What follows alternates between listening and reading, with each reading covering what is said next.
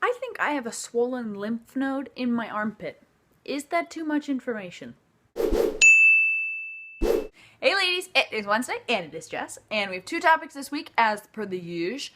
First topic is sex positivity, what it means to us, and the second topic is about some TV show that is controversial right now about people who are faking their lesbianism. I obviously haven't watched it, so I am going to talk about sex positivity. Sex positivity. Oh goodness. So, sex positivity, what does it mean to me?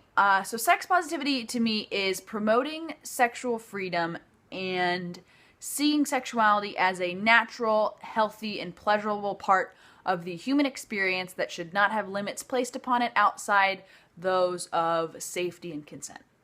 Let me say first of all that I am incredibly sex positive. However, this video will primarily be about my problems with sex positivity, and I have chosen to talk about the issues surrounding sex positivity for me rather than to champion the movement as a whole, because I think that the benefits and the positives and the awesome parts about sex positivity are much more readily available and accessible for the general public, and that the drawbacks are not. And I think that the movement as a whole needs to be complicated, not necessarily critiqued, but that there are issues that need to be brought up that the general public does not know about or doesn't think about. And so that's kind of what I'm gonna do with this video. For me, a large problem with sex positive feminism is that it can often be construed as anti-choice.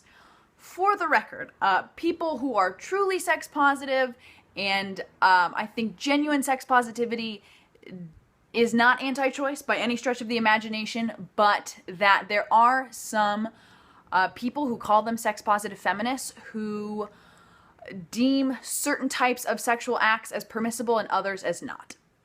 For example, if you choose to be abstinent, some people will say that you have been co-opted by the conservative Christian abstinence movement and that you are misguided.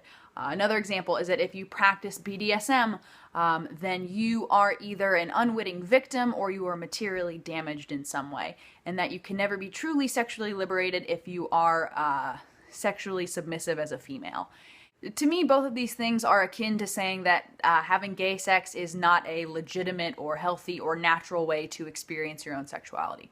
Another problem I have with sex positive feminism is that it can be more prescriptive than liberatory for certain groups. For example, sex positivity doesn't take into account an African American perspective. African American women especially have been historically hypersexualized. So I think it's important to point out how whitewashed the sex positive movement has been and is still today, and how it doesn't take into account the complex history of Black female sexuality. Another example to show that sex positivity can be more prescriptive than liberatory for some groups of women, not all groups, but for some, is with women who immigrate to America. Recently, people have started to reclaim female sexual autonomy and pleasure to combat rape. But talking about sexual liberation and sexual autonomy and sex positivity isn't enough to combat rape for all women.